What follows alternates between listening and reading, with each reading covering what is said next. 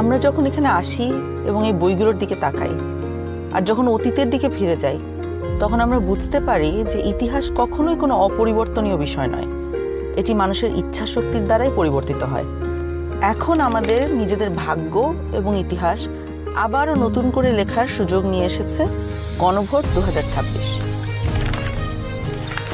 সবার মনে একটা প্রশ্ন, গণভোটটা আসলে কি? গণভোটটা হলো আসলে একটা ভবিষ্যৎ বাংলাদেশের ম্যাপ। ভবিষ্যৎ বাংলাদেশ থেকে আপনি কি চান আর কি চান না একজন নাগরিক হিসেবে, তার একটা খতিয়ান। আপনি কি এমন একটি বাংলাদেশ দেখতে চান যেখানে কেউ চাইলে 10 বছরের বেশি প্রধানমন্ত্রী থাকতে পারবে না?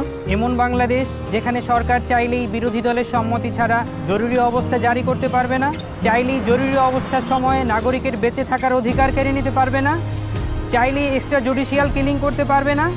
আপনি কি চান সংসদে একটি উচ্চকক্ষ থাকুক? দলগুলো ক্ষমতায় গিয়ে 2/3 সদস্যের জোরে যেন সংবিধান যেমন ইচ্ছে বদলে না ফেলতে পারে, এটা চান? সংবিধানের যে কোনো পরিবর্তন করতে হলে উচ্চকক্ষের সমর্থন লাগুক, এটা চান? সংবিধানের কিছু গুরুত্বপূর্ণ বিষয়ের পরিবর্তন আপনার মতামত ছাড়া কেউ করতে না পারুক, অর্থাৎ গণভোট ছাড়া সংবিধানের গুরুত্বপূর্ণ বিধানের কোনো পরিবর্তন সরকার যেন করতে না পারুক। আপনি কি চান তত্ত্বাবধায়ক সরকার কিভাবে তৈরি হবে এটা সরকারি দল এবং বিরোধী দল মিলেই ঠিক করুক? একই রকমভাবে নির্বাচন কমিশন, পিএসসি, সিএজি এসব গুরুত্বপূর্ণ নিয়োগে বিরোধী দলেরও ভূমিকা থাকুক? আপনি কি চান সংসদে নারীদের প্রতিনিধিত্ব বাড়ুক? দেশের বিচার ব্যবস্থা সরকারের প্রভাব মুক্ত থেকে স্বাধীনভাবে কাজ করুক, যাতে আমাদের মতন সাধারণ মানুষ বিচার পেতে পারে?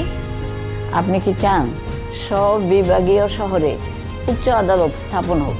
ধরেন আপনার স্বজন খুন হয়েছে, সেই খুনের দায়ে দণ্ডপ্রাপ্ত আসামিকে প্রেসিডেন্ট চাইলেই ক্ষমা করে দিতে পারে।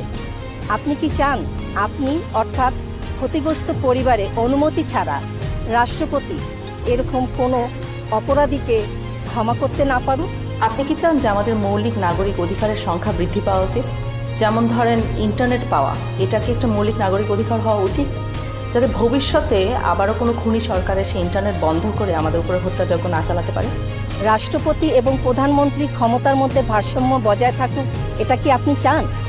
বাংলা ভাষার পাশাপাশি দেশের অন্যান্য জনগোষ্ঠীর ভাষার স্বীকৃতি পাক, এটা কি আপনি চান? আপনি যদি এই পরিবর্তনগুলো চান, আপনি যদি এই পরিবর্তনগুলো চান, আপনি যদি এই পরিবর্তনগুলো চান, তাহলে গণভোটে হাতে সিল মারুন। হাতে সিল মারুন। হ্যাঁ, সিল মারুন। হাতে সিল মারুন। হাতে সিল মারুন। হেতে সিল মারুন।